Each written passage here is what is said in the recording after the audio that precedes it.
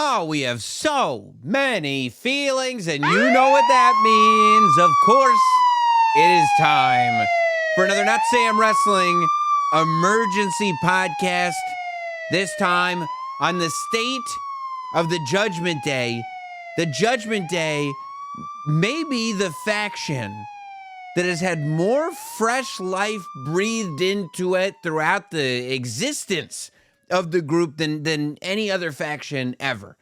I mean, look at what we've had in the last, day, right? Since we last spoke, Randy Orton versus Gunther is going to main event a pay-per-view. We've got Bronson Reed going after Seth Rollins in one of the most memorable sort of rebirths of a character in a long time. Odyssey Jones showing up out of nowhere and having a tremendous Monday Night Raw debut. Baltimore making everybody proud. The Wyatt Six actually getting in the ring and wrestling. Wes Lee turns heel. Joe Hendry's getting victories on NXT. NXT is going to hit Chicago and St. Louis by the time they get to the CW. But I got to talk about the Judgment Day because that's where my feelings lie. So when you look at this group, right, and I've been a fan, I think like a lot of people, it's really interesting with the Judgment Day because the Judgment Day is one of these groups who there are not many people who would be considered a day one and throughout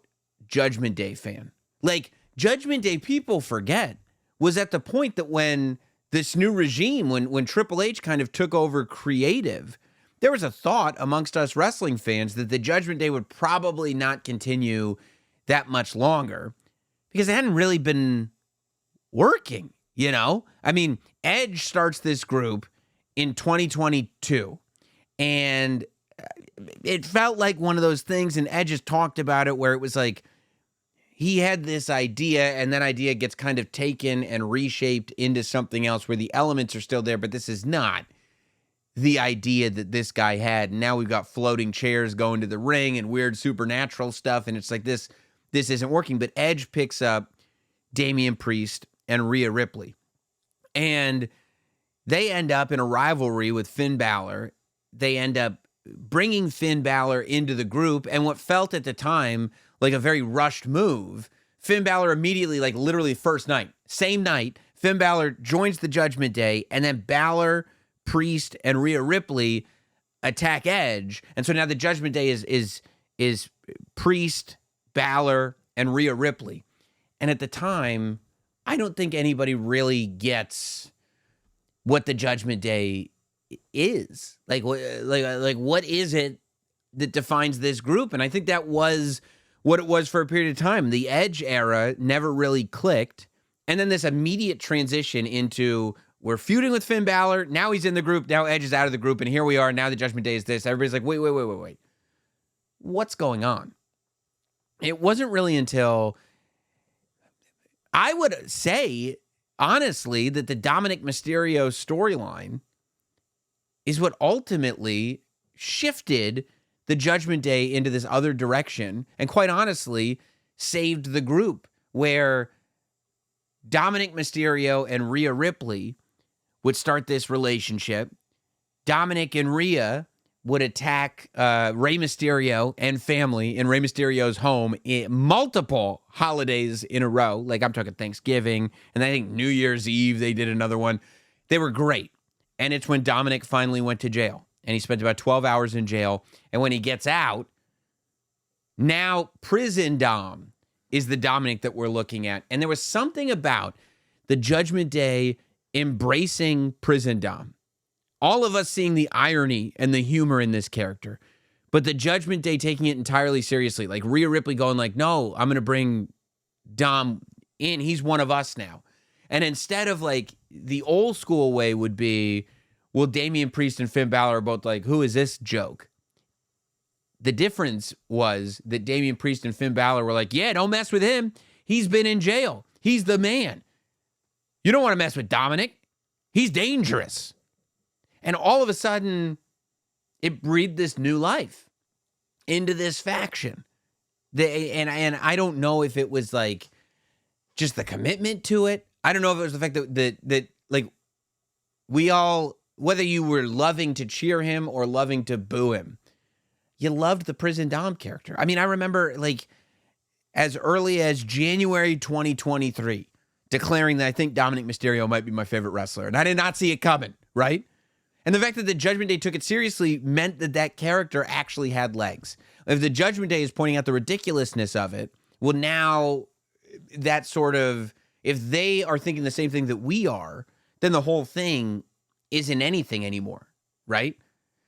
So I think the fact that the legend of Dominic Mysterio grew along with the Judgment Day, then JD McDonough comes in and he kind of gets hazed in, right?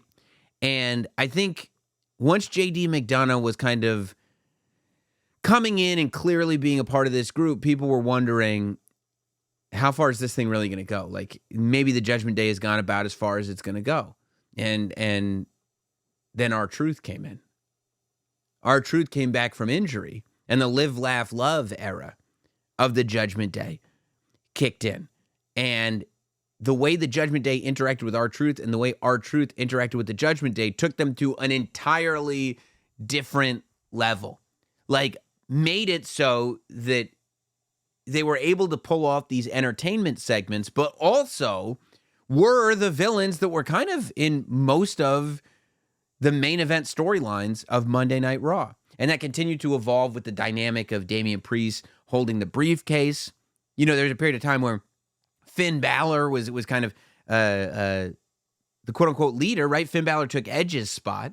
Finn Balor was that voice of experience at the beginning of the Judgment Day once he joined, you know, when it was Finn Balor, Rhea Ripley, and Damian Priest. So it was Damian Priest holding the briefcase and like Finn Balor wrestling for the title that created that first tense dynamic. And then over the course of holding that briefcase, Damian Priest's stock started to rise. And so attention started to shift in the direction of Damian Priest, and Rhea Ripley became the biggest star out of all of them. Attention starts to shift over here to the point where we get to WrestleMania 40. And not only is Rhea Ripley successfully defending the title against Becky Lynch, but Damian Priest wins the World Heavyweight title. And you have this moment where it's like, oh, this is not just about Cody and The Rock and Roman Reigns, but right under the surface, the Judgment Day is having this crowning achievement at WrestleMania 40 by then living a life that I think nobody expected the Judgment Day to still... I don't think anybody thought that there was breath left in the lungs of the Judgment Day months before this was happening, but somehow they found a way to keep reinventing and keep making it fresh. Carlito comes in, and I was talking to Megan Morant about it after SummerSlam, that you go like, I don't even understand where Carlito fully fits in to the WWE of today. But he just starts being Carlito. Hey, what are you doing, man? And just okay, yeah, that's cool. Like, and wonder, like, what the hell is going on? And then, of course, Rhea Ripley goes away. And while Rhea Ripley's gone, we get the beginning of this Liv Morgan storyline, and it continues to fuel the Judgment Day, the tension that existed, right? Instead of just going like, we're going to tease a little tension here, and then we're going to split them, like every tag team we've ever done. They go, we're going to tease a little tension here. They're going to fix the tension. But now the tension is over here. Now the tension is shifted over in this direction. And it has created this environment where the Judgment Day is able to just keep evolving and evolving and evolving. And that's what we saw, I think, on Monday Night Raw. This was not something that I didn't see coming necessarily, but it's not about the names on paper. It's about the execution and how do you feel as it's happening. And Baltimore spoke for a lot of people. Baltimore was losing their minds every step of the way for this story. Clearly, coming out of SummerSlam, Damian Priest and Rhea Ripley are full-on baby faces, as they were always going to be. Like, as you could see this road going, there was no way that those two they would have to do something so catastrophic, right, that would stop them from being baby faces that I don't even know where the story would go. But it was really funny because Dominic Mysterio never really changed his character at all. And somehow, even though he was already a heel, turned heel again at SummerSlam, which I don't think I've seen before. But he starts like shifting over like, maybe I'm a babyface because I'm hanging out with Rhea again, right? Just kidding. I'm still Dominic Mysterio. So we get to Raw, and Damian Priest walks out. Furious. He doesn't have his buckles and leather and all that stuff on. And he gets in the ring, and he says that he was on his own until he met the Judgment Day. And the Judgment Day was that first sense of family that he got as a WWE superstar. But he realized something at the premiere of his documentary, that the fans have become his familia. His family has grown much bigger. So he doesn't need the Finn Balor's of the world who betray him. No longer. Because he's got his whole family. So Finn Balor, why don't you come on out and I'm going to give you a beat down in front of my whole family. The crowd is his family now. And Finn Balor, who, I mean, you know, underrated as he is, mean face Finn Balor is just the greatest. So mean face Finn Balor is on the TV, on the big screen. And he goes, I'm not going to fight you. No, I'm not going to do that. But I know somebody who is. JD McDonough and the camera pans out, and you see this image. You see this new Judgment Day, which is Finn Balor at the center, and then it's Carlito, JD McDonough, Dominic Mysterio, and Liv Morgan. And when the arena realizes that this assembly is here in its visual representation, a full-on group, boom, lose their minds. Again, losing their minds for all this stuff, because there it is. It's really happening. These storylines that we're investing in have real stakes and real consequences, and we're seeing it play out in front of our faces. We see Liv Morgan and Dominic, and when you really think about it, right, Finn Balor was speaking all logic. I've been saying the whole time that Dominic was gone, or that Rhea Ripley was gone, and Damian Priest was giving Dominic Mysterio a hard time. He was not acting as a member of the group. He was acting as an individual, right? The rest of the group was kind of like, hey, this Liv stuff, she's actually really good for us. And it was Damian Priest, and probably his loyalty to Rhea Ripley, of course, going, no. But he wasn't on the same page with the rest of the group. And here's the thing. Even if you think what you're doing is right, even if you think what you're doing is just and good and righteous, if you look around and the rest of the people in the group are going, no, we're okay with this other thing, then you've got a decision to make. Either stick with your boys, the group, or do what you think is right. That's fine, but don't be surprised when the group is no longer with you. Because whether what you think you're doing is right or wrong, if you're acting differently from the group and expecting them all to follow you, it's you that turned on the group, not the other way around. And in the case of Dominic and Liv Morgan, Rhea Ripley, I mean, this is so juicy. There's so much story here. This is fantastic. But Rhea Ripley is over here, and she's saying, I'm not yours, but you're mine. You know, I'm in charge here. Going back to that old dynamic where she called all the shots, where it was mommy and Dominic Mysterio was just that puppy right by her side. But look, Dominic Mysterio has evolved. Dominic Mysterio has evolved into the performer that he is today. Dominic Mysterio is the person who deserves a lot of credit for the rise of the Judgment Day. And so if you're just going to try to put Dominic into a corner and treat him like a small child, well, guess what? He wants to be treated like a man, and who will treat him like a man? Who will dote on him? Liv Morgan, of course. These things are logical. They can't be surprises to the people involved. So Finn Balor also, and I loved this, holds up a picture, and he goes, you did this a year ago. And it was a picture of Damian Priest with the briefcase at SummerSlam when Finn Balor was facing Seth Rollins for the World Heavyweight title. This is why we say everything counts. Everything counts, right? In the storytelling process, in the creative writing process, did they say, oh, here at SummerSlam, we'll have Damian Priest come out with the briefcase and then we'll pay it off in a year? No, of course they don't say that. But they say, well, we won't forget about this. No, we did this, so it counts. And then once they get to this place, why would Finn Balor feel this way? Well, don't forget, we did this. Don't forget, this happened, because everything counts. How can Randy Orton, a SmackDown superstar, just come out and challenge Gunther? Triple H, like Megan said on this here show, Triple H said, we're going to run this back. And Randy's ready to run it back now. Everything counts. We live in a world now where not only are we, As the Not Samsonites, the people who listen to Not Sam Wrestling, not only are we living by the 3 rules, watch the product, speculate wildly, and everything counts, but the actual superstars, as they're telling the stories on WWE television, they're watching the product. They're aware of what's happening on the show. Maybe a little wild speculation, sure. But they live in a world where everything counts. And Finn Balor said, these are sins that you have not yet paid for, Damian Priest. And so if you want to not pay for these sins and then act like you're above the group, act like you're the boss, so we should just be following you around? No. From the very beginning, the Judgment Day's whole creed was that there was no leader. In fact, that was the strength of the Judgment Day. That's why they were able to survive. They were the way they were able to survive, because there was no leader.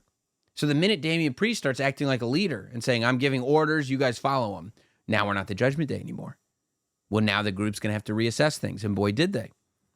So we see this match, Damian Priest versus JD McDonough, and Damian Priest is clearly going to win the match, but here comes Finn Balor. Finn Balor attacks Damian Priest, and the rest of the Judgment Day comes out. We get to a point where Liv Morgan is out there with him. Liv Morgan is in the ring, and Dominic Mysterio is putting a beat down on Damian Priest, who was obviously put down by the rest of the Judgment Day, and Rhea Ripley's music plays. Rhea Ripley's music plays again. Baltimore goes absolutely nuts as Rhea Ripley comes running out to save the day. Dominic Mysterio and Liv Morgan retreat. Dominic gets out first, but Rhea Ripley gets her hands on Liv Morgan. Now I'm wondering here, what are they going to do? Is this going to be kind of that old school Dominic thing where it's like, oh, what a scumbag. His girl is getting attacked by his ex, and he's just going to run away and go, you guys deal with this? For a second, I thought that's where they were going. They were just going to allow Dominic to be the coward, and once again, he was going to have to answer to Liv Morgan as to why, but they didn't. Rhea Ripley had Liv up in that razor's edge that Damian Priest loves so much, and of course, Dominic Mysterio is there to pull her down and save his gal. After everybody's cleared out, the only one left is JD McDonough, who, by the way, when Rhea Ripley came out, it was so cool because the energy was she's going to kick Liv Morgan and Dominic Mysterio's ass, which is a fun thing because you don't get that type of thing much. And that was doubled up on when JD McDonough was the only one left in the ring. And before Damian Priest, I think, put him out with the South of Heaven, I think it was the chokeslam, Rhea Ripley headbutted him. So it's like Rhea Ripley is kicking his ass. And there's Damian Priest doing it too. And you might say, well, why did the Judgment Day abandon JD McDonough? I don't know that they abandoned him. What if JD McDonough, that was his role?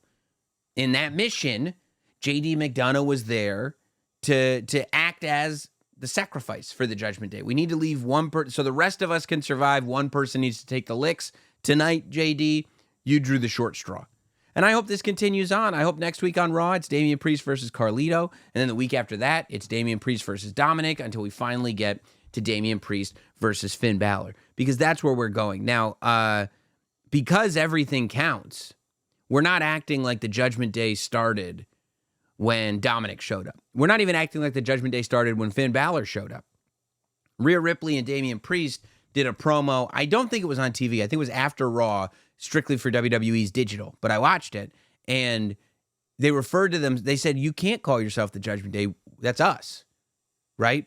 They referred to themselves as the OGs. Now, I think, they're going to be the Terror Twins, and the Judgment Day is going to be the Judgment Day. But the fact that they're acknowledging, hey, we're the only 2 original members of the Judgment Day here. I don't know who you guys think you are, but we're the ones who started this thing, is just beautiful. Because again, everything counts, and our investment in the storylines are getting paid off.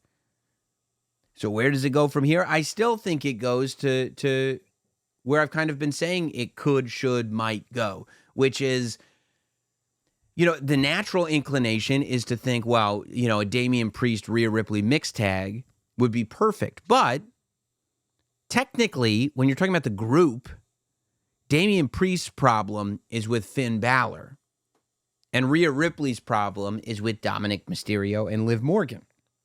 So Rhea Ripley does need a partner in that mixed tag situation.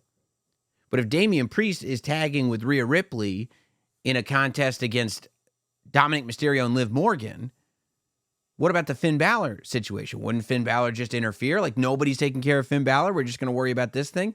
I don't think it works, which is why I think there is still room to go over to the Jey Uso side of things. And I think there's still plenty of room to get that Jey Uso, Rhea Ripley versus Dominic Mysterio and Liv Morgan. And I think the idea of, like, you know, it doesn't even have to be a mystery. It could be an announcement on an episode of Raw where it's like, okay, well, guess what? Damian Priest is going to be facing Finn Balor. So it looks like Rhea Ripley, the Terror Twins are broken up. Looks like you don't have a tag team partner. So how are you going to forfeit the mixed tag? Coming up at whatever the next pay-per-view is, whether it's Bash in Berlin, whether it's Bad Blood, whatever. And then Rhea Ripley goes, no, I've made a friend along the way. And here comes Jey Uso. And that's all it has to be. On an episode of Monday Night Raw, a week or two before whatever pay-per-view they do this mixed tag on, Rhea Ripley goes, hey, I made a friend, Jey Uso. Rhea Ripley and Jey Uso have a moment. Maybe he beats up Dominic Mysterio. Maybe Rhea Ripley beats up Liv Morgan. And then we go to the pay-per-view. We get the entrance with Rhea and Jey Uso together. We get the mixed tag. Everybody feels great. Perfect. Bob's your uncle. And now we've got Rhea with Liv and Dom. And we've got Finn Balor and Damian Priest. I am interested to see how the Finn Balor-Damian Priest thing goes, because I've been saying that at any point, Damian Priest can remind you what level he's playing. I'm sorry, that Finn Balor can remind you what level he's playing at. Finn Balor can be slotted into a main event storyline literally at any moment. He's one of the rare people that can do that. And I feel like if Finn Balor is really let out of the cage and is really able to be this sort of evil, powerful character, I think he's going to come across like a main event guy. And I think he may end up finding himself in a main event slot, but we'll see. We'll see. I love it. I appreciate you. Make sure you're subscribed to the YouTube channel, leaving comments, likes, all that stuff. If you're listening on audio, make sure you're subscribed on Apple, Spotify, wherever. Leave comments, leave reviews. Emergency podcasts are the best. That's why we do them. I'll talk to you soon.